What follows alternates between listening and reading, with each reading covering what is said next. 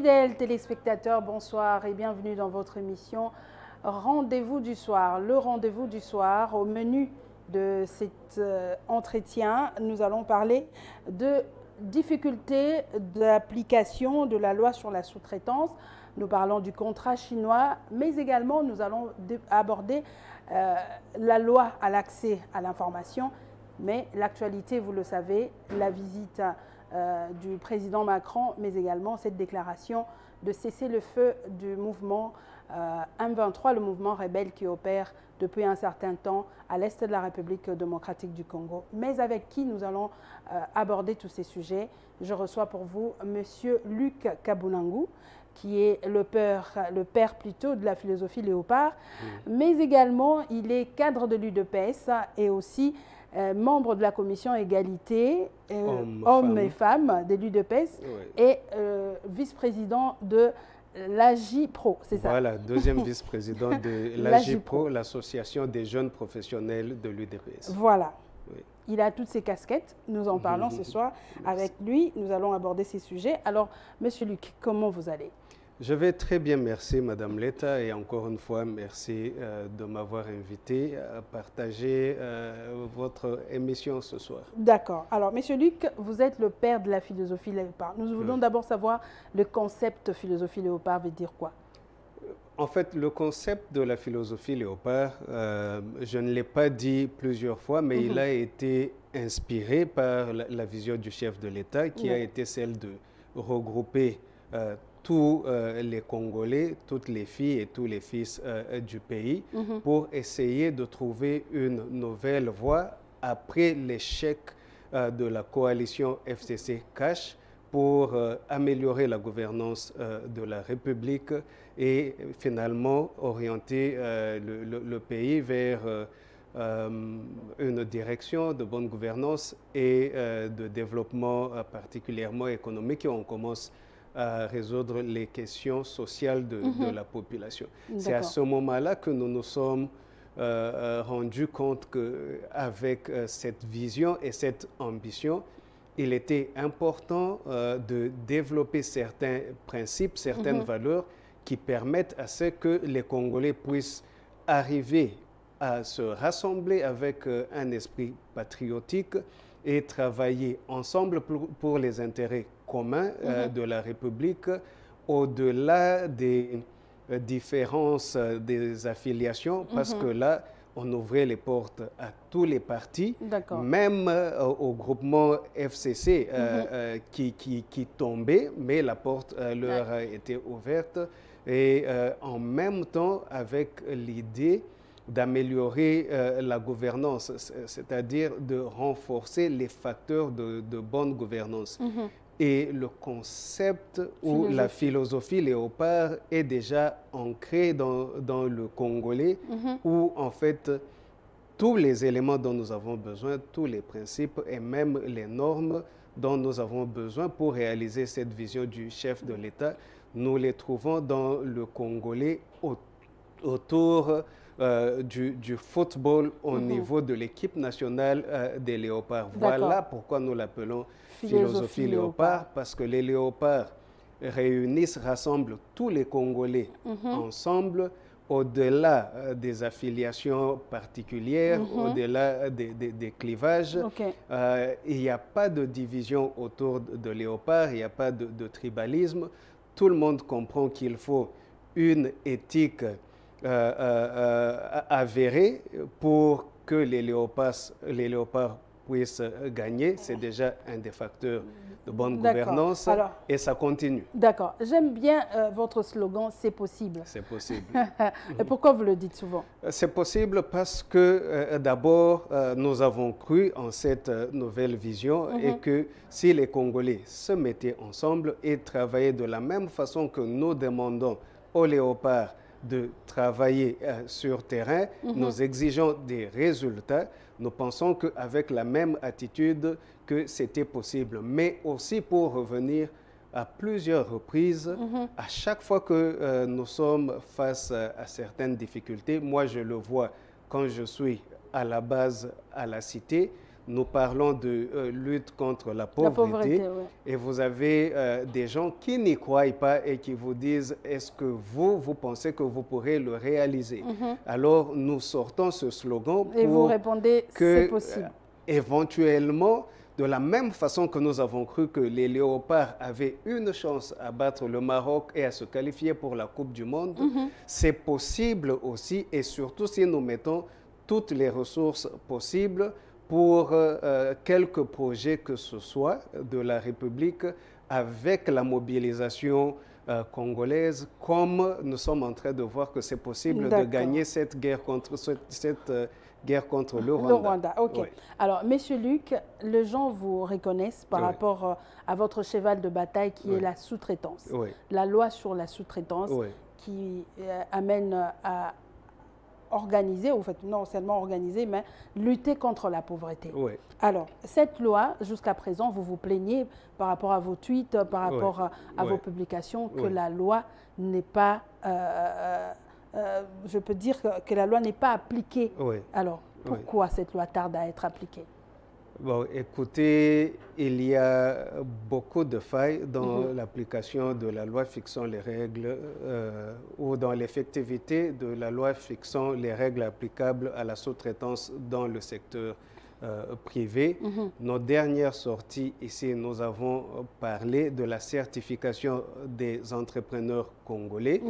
Pour participer au marché de sous-traitance, les entrepreneurs congolais ont besoin d'être enregistrés et l'autorité de régulation de la sous-traitance, l'ARSP, avoir un certificat pour espérer participer et gagner des marchés.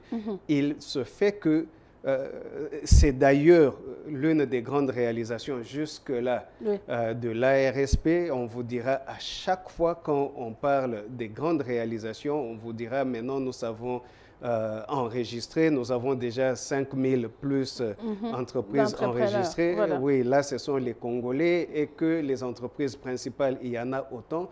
Mais au niveau des Congolais, il semblerait que sur les 5000 plus candidats enregistrés sur le site, il y en a à peine 600 à 700 qui ont leur certificat.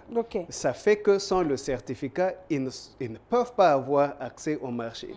Et il y a ici et là des témoignages des gens qui se voient refuser pratiquement l'octroi de ce certificat-là. Est-ce qu'il y a des conditions? D'une façon ou d'une autre, les conditions, il y en a toujours, il y a des critères à remplir. Normalement, il faut être officiellement enregistré, donc un établissement ou une société selon les différents types de sociétés. Il faut être dans le secteur formel. Alors, pourquoi on arrive à refuser des certificats à certaines petites et moyennes entreprises? Je pense que quelque part, il y a des gens qui disent que c'est un jeu aussi pour exclure l'entrepreneur congolais au profit des entrepreneurs étrangers. Et là, il y a quelque chose qui est louche. Bien évidemment, je suis aussi auditeur professionnel, donc qualifié. J'ai exercé le métier. Nous avons entendu des choses qui se passent et nous aimerions bien vérifier pour les confirmer, mais ça sent louche.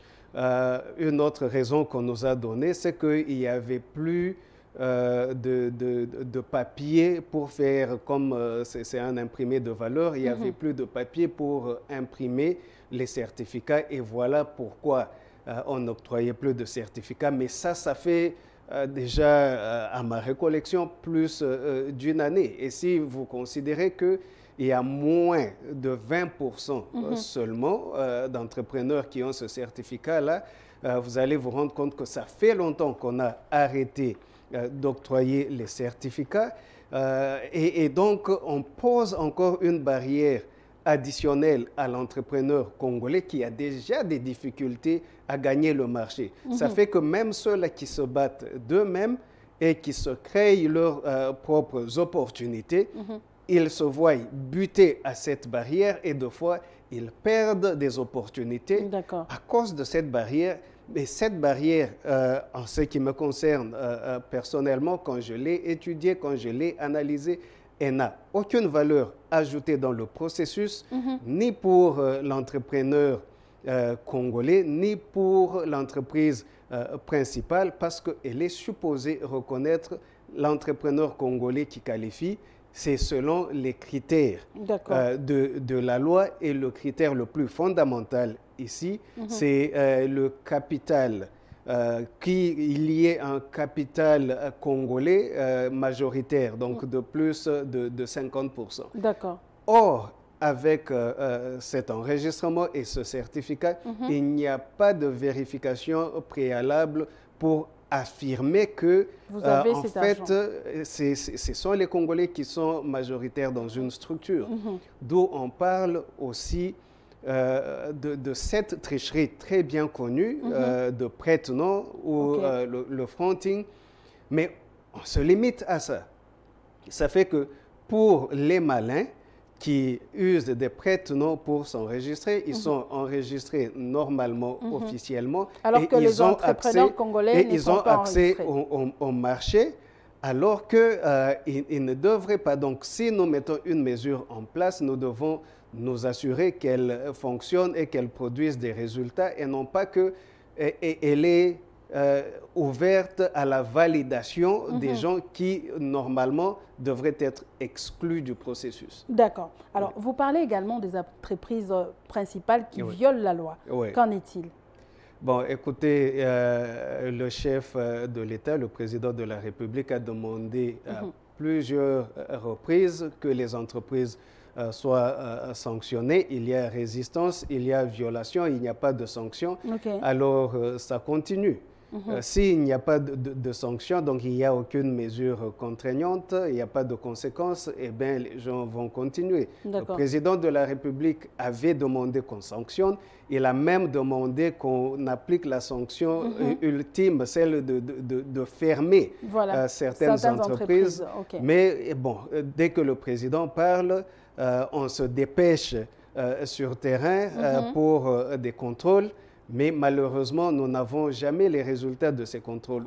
D'où l'autre aspect que vous avez mentionné dans l'introduction de la loi accès à l'information. Parce que ici, le souverain primaire, qui est le Congolais, qui attend toutes ces réalisations, n'a pas l'outil, il n'a pas l'arme de contrôle nécessaire pour arriver à vérifier, mais qu'est-ce qui se passe ici? Même quelqu'un qui peut avoir un intérêt particulier sur le sujet, comme moi-même ici, malheureusement, je ne pourrai pas avoir certaines données, et on ira sur base d'observations et quelquefois de certaines vérités qu'on nous confie par des contacts que nous avons dans les secteurs pour faire des sorties, pour avancer un peu cette lutte contre la pauvreté et essayer de trouver des résultats. D'une part, par la sous-traitance dans le secteur privé, pour faciliter cette création d'une classe moyenne. Et faire de Congolais des millionnaires. Avant d'arriver là-bas, c'est une très grande ambition, et c'est très possible parce que déjà nous voyons des étrangers qui viennent ici en très peu de temps, ils deviennent millionnaires. Je pense qu'il y a même des milliardaires. Mais si nous devons regarder le cas de nous-mêmes, les Congolais, c'est alarmant. Il y a différents rapports qui parlent de jusqu'à 75% de la population congolaise qui vit dans la pauvreté extrême. Alors, pour sortir de cette pauvreté? 75%. Et les 75%, il faut que les gens se représentent un peu ce que c'est. Ça veut dire que ces gens-là vivent avec moins de $2 le jour. Ça nous fait $60 si nous prenons en moyenne 30 jours le mois. $60 le mois. Mais si nous ajoutons 400%, allons-y avec 400% sur le gain de ces gens, ça veut dire qu'ils partent de 2% plus 4 fois 2, ça fait 8 qui nous donne 10. Nous sommes à 10 dollars le jour, ça nous fait 300 dollars. Si nous partons toujours avec 30 jours, ça nous fait 300 dollars le mois. Quand vous avez 300 dollars le mois, est-ce que vous êtes dans la classe moyenne ou bien vous êtes encore pauvre ou bien... Moi, je me dis, on est encore pauvre avec 300 dollars le mois. Or, maintenant, nous avons fait plus 400%, partant de 2. D'accord. Notre position initiale, 400%. Donc, pour faire 400%, vous voyez, c'est combien de personnes là que nous englobons aussi. Est-ce que ça fait un ajout de 10% ou de 15% qui nous dirait à ce moment-là que nous avons 90% à 95% de la population congolaise qui vit dans la pauvreté?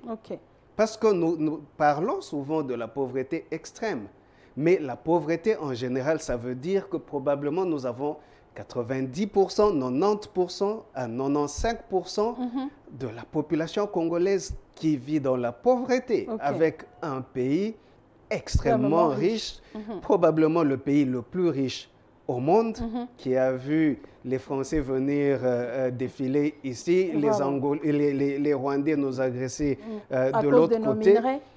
Vous voyez un peu l'importance, donc, même si nous parlons de la sous-traitance dans le secteur privé, vous voyez un peu l'importance de cette loi et pourquoi ça nous tient à cœur. Parce que de 75 à 90-95% de notre population vit dans la pauvreté.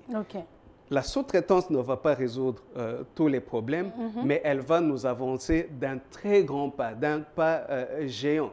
Et je pense que nous devons nous y mettre sérieusement pour un peu commencer à corriger la situation sociale, améliorer la situation sociale de notre population. Alors, Monsieur Luc, pour que cette loi soit appliquée, la loi sur la sous-traitance dans les secteurs privés, est-ce que ça dépend de l'ARSP?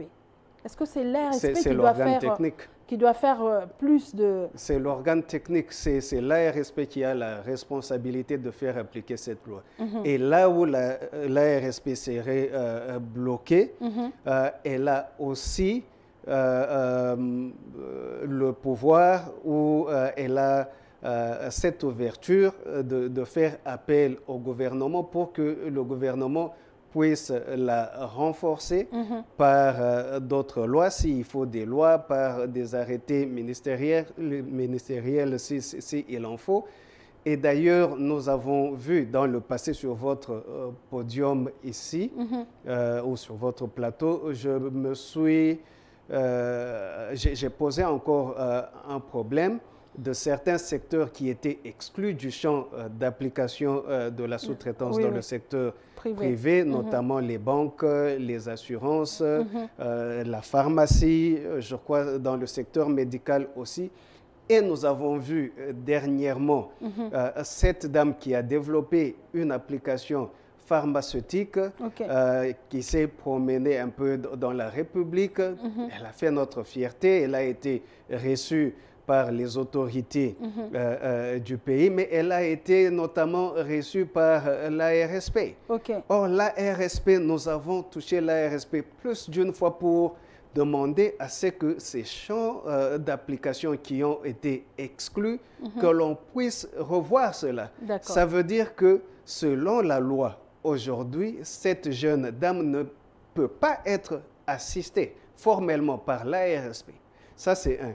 Mais de deux, et même se retrouver à l'ARSP, elle n'était pas dans le cadre de la sous-traitance ici. Là, je vois un entrepreneur qui cherche de l'aide ou de l'assistance. Ce n'était pas sa place, selon moi.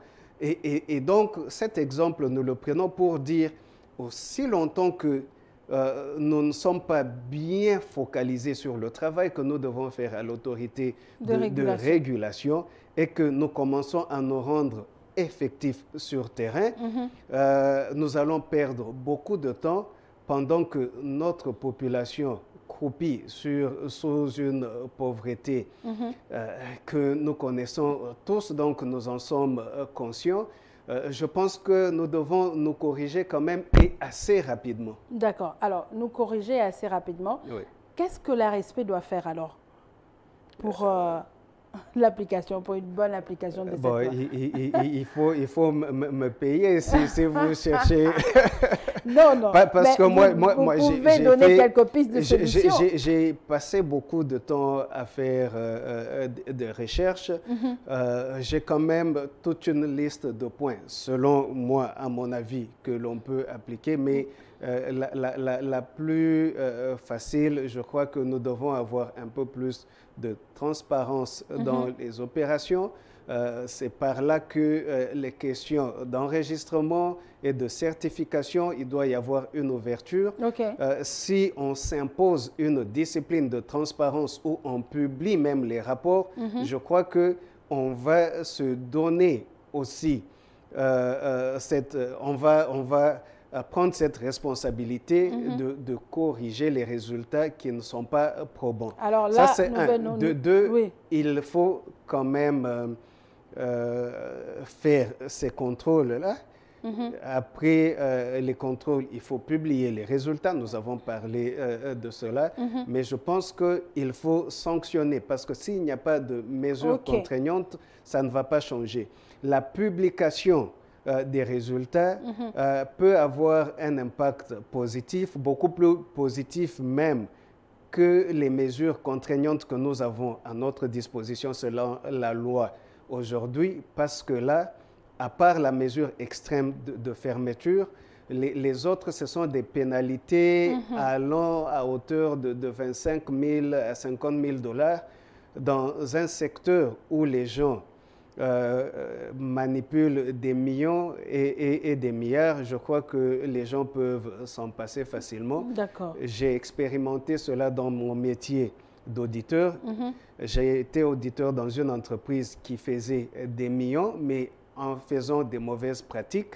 Quand j'ai amené votre expertise, le cas au niveau du comité d'audit, du conseil d'administration, tout le monde a regardé. On s'est demandé la pénalité sera de combien si jamais nous étions attrapés. Et là, ce n'est pas en RDC, c'était à l'extérieur du pays. On a regardé, on devait payer 1 million selon la monnaie locale là-bas, alors que faisons ce qu'on faisait là, on faisait 20 millions et plus le mois. On s'est dit, bon, on ne nous a jamais attrapés et ce n'est pas demain qu'on va nous attraper.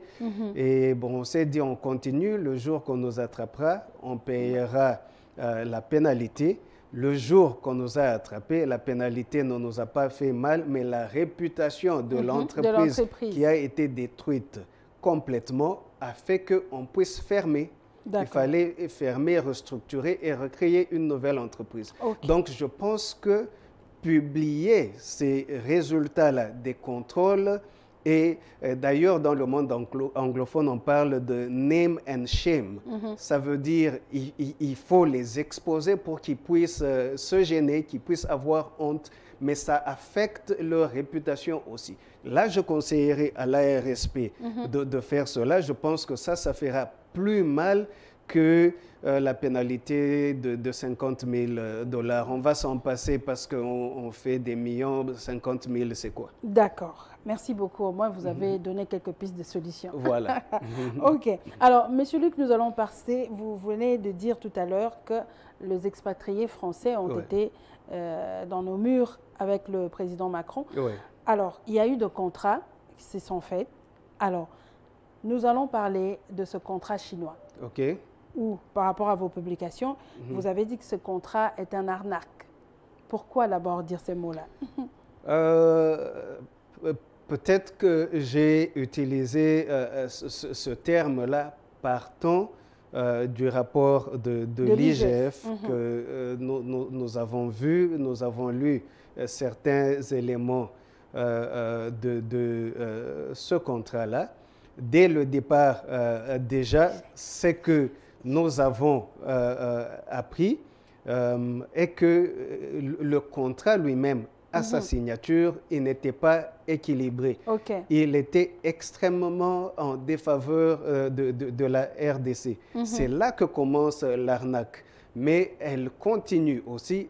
Et là, nous parlons toujours parce que notre source d'information ici reste le rapport de l'IGF. C'est qu'au niveau des apports des associés, on dirait que la GECAMIN et la RDC a tout fait, tout donné, tout financé, et les Chinois ne se sont apportés que eux-mêmes avec des promesses, et ils ont bénéficié de tous les actifs de la RDC, chiffrés en milliards, et que même dans l'exécution du contrat, les Chinois ont déjà rapatrié des milliards de dollars, alors que pour son compte, la RDC a bénéficié d'arachides seulement.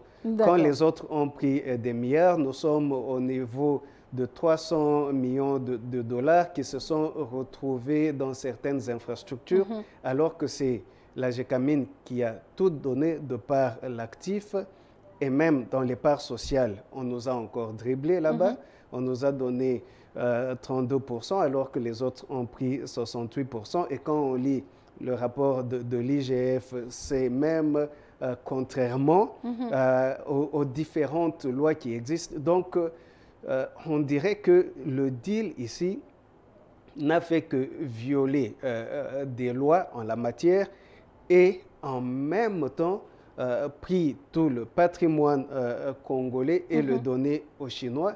Et nous restons là avec une population qui est dans une pauvreté extrême, et nous voyons les gens venir et tout prendre de notre pays. Alors, vous pensez Je pense que c'est déplorable et ce sont des choses que l'on devrait arrêter, revenir, revoir, mais avoir des mesures en place pour prévenir qu'on ne puisse pas se retrouver encore dans pareille situation. Alors, avec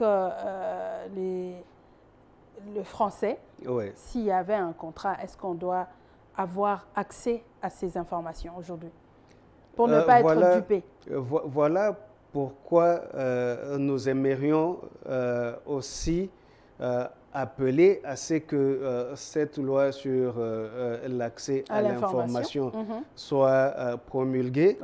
Il y a beaucoup de travail qui a été fait déjà dans le passé. Et même, à ma connaissance, dans la législature passée, au niveau du Sénat, on a approuvé déjà la proposition de loi qui devait revenir à l'Assemblée nationale. Mais au niveau de l'Assemblée nationale, on n'a pas encore traité la loi et elle reste en souffrance, si je peux dire. Voilà pourquoi quand nous avons un outil comme celui-là, déjà même ceux-là qui ont des mauvaises intentions, ils ont quand même une mesure contraignante, parce que facilement nous pourrons, après signature de ce genre de contrat, exiger qu'il soit publié, ou même s'il n'était pas publié, tout citoyen serait dans ses droits de réclamer une copie du contrat pour le lire, l'analyser, l'évaluer et réagir. Et ici, le souverain primaire, en fait, il est coupé de son pouvoir, on lui retire son pouvoir. Et là où il est délégué, on ne sait pas rendre compte, et il ne s'est pas appelé à ce qu'on lui rende compte. Et c'est une situation qui augure à la mauvaise gouvernance. La bonne gouvernance est à l'avantage de tout le monde. Et nous pensons que nous devons tous faire le nécessaire que nous pouvons à notre niveau pour continuellement améliorer la gouvernance, que ce soit au niveau micro ou au niveau macro de la République. D'accord. Monsieur Luc, alors, par rapport à ce contrat chinois, s'il s'avérait qu'on puisse réviser, qu'est-ce que vous proposerez? Non, le réviser, revoir toutes les clauses qui sont au détriment de la RDC. On doit revoir les apports de tous les associés et que la RDC devra avoir sa part équitable. Il ne faut pas que la RDC amène tous les actifs, mais se retrouve avec des dettes qu'elle doit payer, mais que la partie chinoise, elle, n'a même pas des obligations sous ces dettes-là. Elle n'a que des avantages et des bénéfices et la partie congolaise doit toujours payer. Donc, il y a beaucoup de choses à revoir là-dedans, y compris même au niveau des avantages de la République dans l'infrastructure qu'on devait construire pour la République. Tout ce que nous voyons, et même dans l'exécution de ces infrastructures-là, vous verrez, il y a eu déjà des débats dans les médias. Oui. Il y a des questionnements par rapport aux montants qui ont été déboursés face aux ouvrages dont la République a bénéficié. D'accord. OK. Alors, nous allons prendre encore cette partie de la visite du président Macron. Papa Freddy, est-ce qu'on peut voir cette visite du président Macron en République démocratique du Congo? Vous avez suivi le point de presse avec le président de la République. Comment avez-vous qualifié la prestation du président de la République? On commence par lui. Bon, c'est déjà passé dans le débat, dans tous les débats. Okay. Nous ne pouvons que féliciter le président de la République. Il a commencé son travail depuis longtemps. Moi, je pense que il y a deux parties dans le travail du président de la République. Il y a la partie du déboulonnage qui continue et le déboulonnage n'est pas seulement politique, mais il est aussi économique et surtout d'ailleurs économique parce que la souffrance de la RDC aujourd'hui, elle est de la prédation économique du monde extérieur dans notre État. Tout ce que nous avons comme conséquence, comme l'agression de l'autre côté, c'est pour le pillage de nos ressources. Alors, je pense que le président fait du bon travail. Ça, c'est juste une conséquence du travail qu'il continue. Et il est à un niveau où, continuant avec le déboulonnage, il entre dans la phase du progrès social pour la République. Le président de la République est un membre de l'UDPS. L'UDPS s'est battu pour deux grandes choses, le multipartisme, la démocratie et le progrès social. Nous avons suffisamment consolidé la démocratie dans le pays. Nous sommes au niveau où nous devons nous investir avec la même énergie dans le progrès social et arriver à redresser quand même le niveau de vie de notre population, l'attirer un peu du niveau dont nous avons parlé ici, de pauvreté extrême et de pauvreté à 90%, plus ou moins de notre population, créer une classe moyenne assez confortable. C'est le travail que le président de la République fait. Au-delà de la calomnie politique à laquelle nous sommes habitués dans notre République maintenant, au-delà des polémiques stériles, je pense que le président de la République a marqué des points. D'abord pour avoir réussi à faire venir non seulement le président Macron. Le président Macron est venu dans sa suite avec plus de 150 hommes d'affaires, parmi lesquels j'aurais appris qu'il y avait une cinquantaine de chefs d'entreprise. Et il y a autant d'autorités qui visitent maintenant la RDC. C'est grâce au travail abattu par le président de la République. Et le plus important, le président Macron n'est pas venu ici pour nous donner des leçons. Il n'est pas venu ici pour nous dénigrer comme les polémiqueurs aimeraient, mais il est venu pour négocier des contrats d'affaires avec la République démocratique du Congo. Lui, il ne voudra pas que ça soit gagnant-gagnant parce que c'est comme ça qu'on va à la table. Bon, l'éthique recommande à ce que vous fassiez quand même des bons contrats, Okay. que ce soit gagnant-gagnant, mais je pense que chaque parti aimerait gagner le plus possible de son côté. Donc on ne peut pas le blâmer qu'il cherche à gagner le plus possible pour la France, pourvu que ça soit fait dans les règles et les normes. Il n'y a pas de problème. Nous aussi, les Congolais, nous faisons notre part. Et voilà pourquoi les Congolais se sont mobilisés massivement pour aller suivre de près ce qui se passait. J'ai participé aussi à une des tables rondes pour voir un peu les discussions, comment ça se passe, les différents intérêts de part et d'autre. Et les Congolais qui étaient représentés là-bas dans le secteur des mines, des assurances et tout, ils étaient assez solides et ils ont mis le pied sur terre. Comme le fait le président de la République, pour arriver à gagner selon même les lois de notre pays, autant que possible pour la République. D'accord. Alors, Monsieur Luc, Emmanuel Macron en République démocratique du Congo, plus d'un Congolais, pensait que la diplomatie n'allait pas donner le résultat par rapport à la guerre à l'Est. Vous avez appris ce soir, en fait avant 12 heures, que le mouvement M23 ont déclaré un cessez-le-feu. Qu'est-ce que vous en pensez?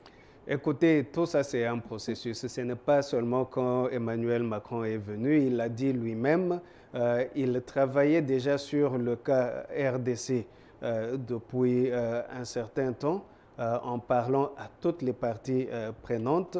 Et je pense que le jeu de la France, même au niveau de l'Union européenne, est très très important parce que c'est par la France que l'Union européenne avait donné des appuis financiers à la France pour son armée.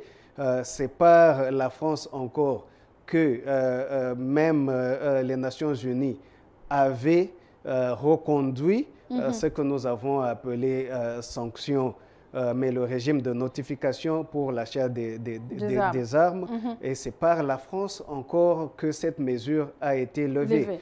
Donc, je pense que la France, sur l'échiquier international, dans les institutions multinationales, elle pèse son poids et elle joue son rôle. Et je pense que jusque-là, avec le président Tshisekedi, nous arrivons quand même à marquer des points. Et je n'ai pas de doute que d'ici là, l'Est de la République va retrouver sa paix. Les Rwandais vont rentrer chez eux avec tout le monde qu'ils ont infiltré chez nous.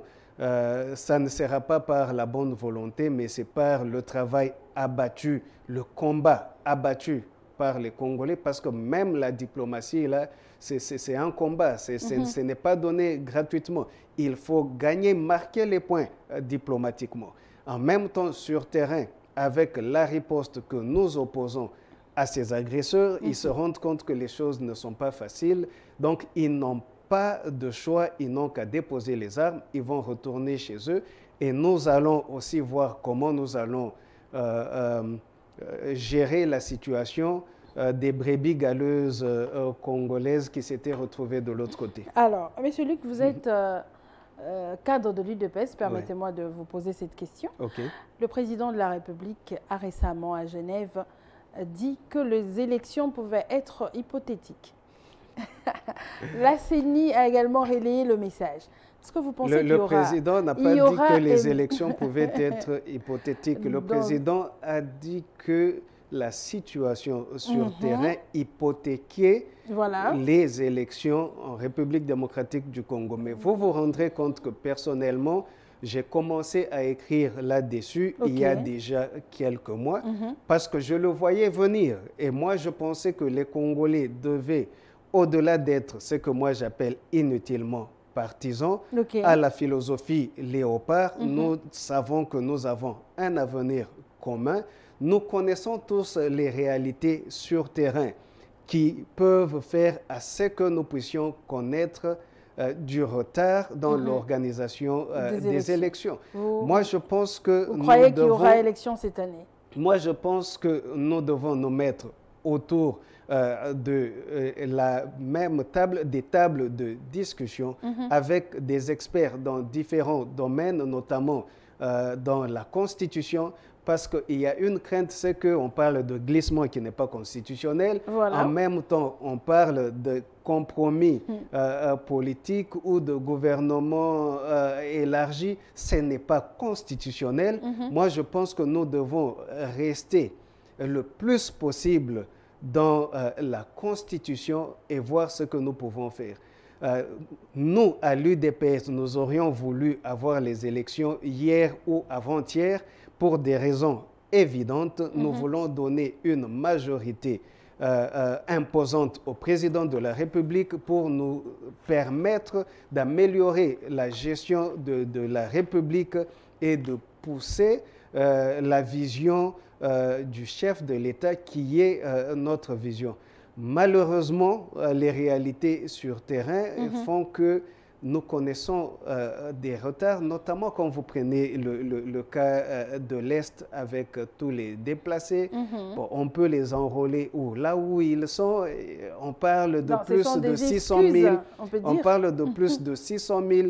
Ben, vous avez, dans une circonscription, vous avez combien d'électeurs? Et quand vous avez 600 000 déplacés internes, bon, comment vous faites avec cela? Vous les enrôlez où? Comment vous faites la vérification? En même temps, il y a des questions ou des craintes d'usurpation d'identité des Rwandais qu'on l'aimerait déverser en RDC pour continuer avec ce plan machiavélique de Paul Kagame. Comment est-ce que nous résolvons tous ces problèmes en même temps que nous venons dans cette cacophonie organiser des élections? Les gens de l'Est, j'ai entendu plus d'une personne, y compris même des députés nationaux qui sont catégoriques qu'ils ne peuvent pas permettre au reste de la République d'aller aux élections sans l'Est, sans le Grand Est. D'accord. Comment est-ce que vous adressez ça? Il y a des gens qui vous disent, si nous nous permettons cela, ça veut dire que déjà, nous-mêmes, nous cautionnons la balkanisation. Donc, il y a toutes ces questions où les Congolais, au-delà de nos affiliations particulières, nous devions commencer à réfléchir, à débattre, à échanger pour voir peut-être d'où viendra la lumière qui pourra orienter les dirigeants de la République, que nous nous rendions vraiment à l'image de la philosophie Léopard sur un chemin gagnant pour la République et non pas chercher, quand c'est le Léopard qui joue, que Mazembe seul brille dans cette équipe du Léopard. Donc les joueurs de Mazembe ne vont pas passer la balle aux joueurs de Lupopo ou de Motema Pembe ou de V-Club qui est en meilleure position pour marquer le but, parce que sinon on dirait que c'est eux. Non. Là, nous jouons contre nous-mêmes. Nous devons vraiment être dans cette philosophie Léopard qui se base toujours sur les résultats pour la République et chercher aussi ces résultats dans tout ce processus électoral et la gouvernance de la République. D'accord. Alors, Monsieur Luc, nous sommes arrivés à la fin de cette émission. Votre dernier mot, s'il vous plaît. Mon dernier mot... J'ai beaucoup de points très, très importants. Il y a la loi d'accès à l'information. Je pense que cette loi, nous devons tout faire pour la finaliser et la promulguer. Je pense que cette lutte contre la pauvreté, nous devons nous y mettre aussi et nous devons renforcer l'efficacité des organes techniques qui sont habilités à jouer un rôle prépondérant pour quand même produire des résultats sur terrain. Au niveau des élections, je pense que nous ne devons pas avoir peur d'affronter la vérité qui est déjà en face de nous. Nous devons commencer à réfléchir déjà et voir s'il sera possible d'organiser ces élections dans le délai constitutionnel, ce que nous voulons tous, alors il faut que nous sachions que les étapes, elles sont là et nous allons le réaliser. Comment nous allons le réaliser? Autrement, il ne faut pas que nous nous y prenions comme des amateurs qui seront surpris au moment où nous nous cognons dans le mur. Il faut que nous soyons préparés pour que nous puissions quand même naviguer dans la stabilité, et dans la paix et avec un processus crédible et inclusif. Merci beaucoup. C'est par ce mot de M. Luc Kabunangu. Je rappelle qu'il est le père de la philosophie Léopard, cadre de l'UDPS, président, deuxième vice-président de l'AGIPRO, mais également il est membre de la commission égalité hommes-femmes de l'UDPS. C'est avec ce mot que nous clôturons cette émission. Merci à vous, M. Luc, d'avoir répondu à notre invitation. Et merci à vous, fidèles téléspectateurs, de nous suivre de partout où vous êtes. Merci à mon équipe technique, Andric Capage, et à Papa Freddy, et à Lazik Makoukoula. Je vous dis à très bientôt. Portez-vous bien.